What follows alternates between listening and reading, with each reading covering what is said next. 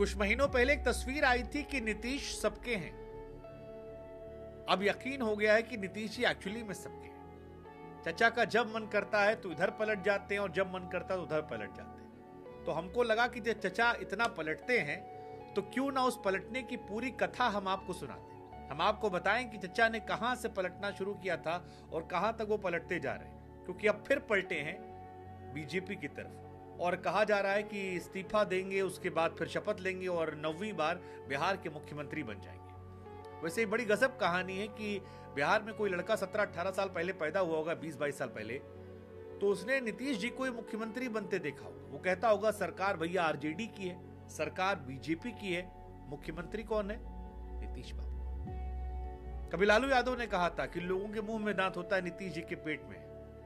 हालांकि नीतीश जी ने भी कहा था मर जाएंगे लेकिन बीजेपी के साथ ही जाएंगे। अमित शाह जी ने भी कहा था कि नीतीश बाबू अगर मन में चल रहा है लड्डू क्या पाएंगे तो हम आपको आने नहीं देंगे, लेकिन अब चल रहा है और हर आदमी पलट रहा है।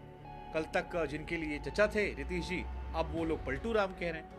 लेकिन इस कहानी को हमें लगा क्योंकि बिहार की राजनीति बीते 20 सालों से नीतीश कुमार जी के इर्द गिर्द घूम रही है और अब जब नीतीश जी पलटी मार रहे हैं तो 1974 से लेकर 2024 तक नीतीश जी कैसे कैसे कहां कहां कब कितनी पलटी मारे, हमको लगा जरा हम साल 1974 था, छात्र राजनीति में नीतीश बाबू की एंट्री हुई थी। लालू यादव को अपना बड़ा भाई मानते थे, दोनों साथ में मिलकर शुरुआत किए, जेपी आंदोलन का हिस्सा रहे, कर्पूरी ठाकुर के दोनों अनुयायी रहे।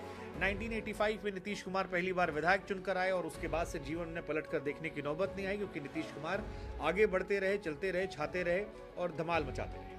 लेकिन पलटने की कहानी शुरू होती है 90 के दशक के बाद, क्योंकि 90 के दशक में लालू यादव नीतीश से पहले मुख्यमंत्री बन गए थे और यहीं से कहानी बदलने लगी। नीतीश जी थोड़े महत्वाकांक्षी थे। 1994 यानी 1994 में नीतीश बाबू को लगा कि यहाँ तो लालू यादव हैं तो अपनी दुकान कहीं और लगाते हैं और धीरे से उन्होंने जनता दल से निकलकर समता पार्टी का रुख कर लिया, जॉर्ज फर्नांडिस जी का। लालू नीतीश के बीच में विरोधाभास बढ़ गया।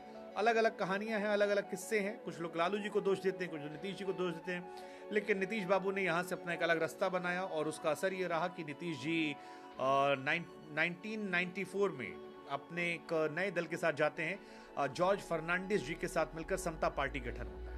1995 में नीतीश जी जॉर्ज फर्नांडिस और वाम दलों के साथ चुनाव लड़ते हैं।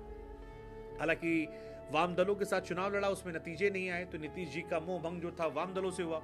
इसके बाद उनकी जिंदगी में आ गई बीजेपी और बीजेपी के आने के बाद नीतीश बाबू के दिन अच्छे हो गए और धीरे धीरे बीजेपी के साथ मिलकर उन्होंने सरकार बना ली। सरकार ऐसी बनाई कि फिर 1996 से लेकर 2013 तक नीतीश बाबू बीजेपी के साथ रहे। नीतीश बाबू मुख्यमंत्री बनते, सुशील कुमार मोदी उप मुख्यमंत्री बनते, बागों में बहार था, सब अच्छा चल रहा था, लेकिन फिर नीतीश जी की महत्वाकांक्षा बढ़ गई। कहा जाता है कि बीजेपी का एक धड़ा ऐसा था जो चाहता था कि मोदी प्रधानमंत्री ना बने। नीतीश कुमार को लगा कि मुख्यमंत्री तो हम भी हैं, 2-3 बार के हैं, जैसे मोदी हैं, तो मोदी हम में क्या अंतर है, हमको भी पीएम बनाओ। किसी को अंदेशा नहीं था कि मोदी इतने पॉपुलर हो जाएंगे, कहां से कहां पहुंच जाएंगे। और फिर 2013 में उन्होंने अपने आप को पीछे खींच लिया।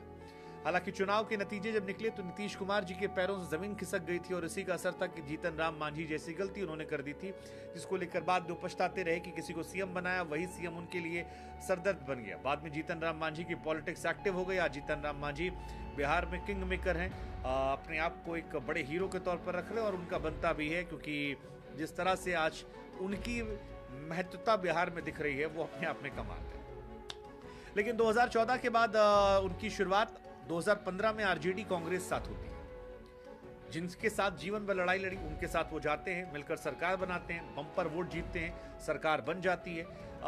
लेकिन फिर मोह भंग जो है कुछ ही सालों में जाता है। 2 साल के अंदर नीतीश कुमार का तेजस्वी यादव से मोह भंग होता है और महागठबंधन से नाता तोड़ लेते हैं। उसके बाद वापस लौटते हैं, सुशील कुमार मोदी डिप्टी सीएम बनते हैं, नीतीश बाबू फिर से मुख्यमंत्री बनते हैं। 2017 से लेकर 2022 तक नीतीश कुमार बीजेपी के साथ रहे, लेकिन 2022 के बाद धीरे धीरे मामला गड़बड़ होने लगा और 2020 में क्योंकि चुनाव के नतीजे जो आए थे उसमें बीजेपी पर नीतीश बाबू को लगा कि यार हमको बीजेपी खाने के मूड में, और इसी वजह से नीतीश बाबू नाराज हो गए।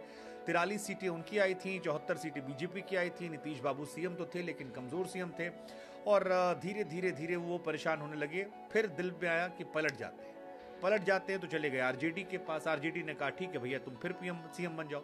फिर एक बार सीएम बन गए और 2022 से लेकर अब तक वो एक बार फिर सीएम थे, 8वीं बार बने थे। तब बीजेपी गाली दे रही थी, आरजेडी फूल बरसा रही थी। आज आरजेडी गाली दे रही है, बीजेपी फूल बरसा रही है। कुल मिलाकर नीतीश बाबू के जीवन में जो हस्तरेखा है वो बड़ी जबरदस्त है और इसी का असर है कि नीतीश बाबू, जैसा हम कह रहे थे कि कहानी के किरदार बदलते हैं, मोहरे बदलते हैं, लेकिन वजीर जो है वो एक ही रहता है और उस वजीर का नाम है नीतीश कुमार। फिलहाल वो मुख्यमंत्री बनने एक बार फिर जा रहे हैं। 28 जनवरी को कहा जा रहा है कि पहले इस्तीफा होगा, इस्तीफा के बाद फिर शपथ ग्रहण होगा और नीतीश बाबू एक बार फिर से मुख्यमंत्री बन जाएंगे। सुशील मोदी उनके साथ चले आएंगे। लेकिन पॉलिटिक्स के इस दस्तूर को आप क्या बोलें, क्योंकि ये बड़ा हैरान करने वाला मामला है। मतलब एक आदमी कैसे हर बार सीएम बन जाता है? तेरे साथ रहूंगा, दोनों बिल्कुल अलग अलग हो लेकिन मैं सीएम रहूंगा। तुमको भी मैं पसंद हूं, तुमको भी पसंद हूं। जब मेरा मन करेगा तुम्हारे साथ रहूंगा, जब मेरा मन करेगा उधर रहूंगा।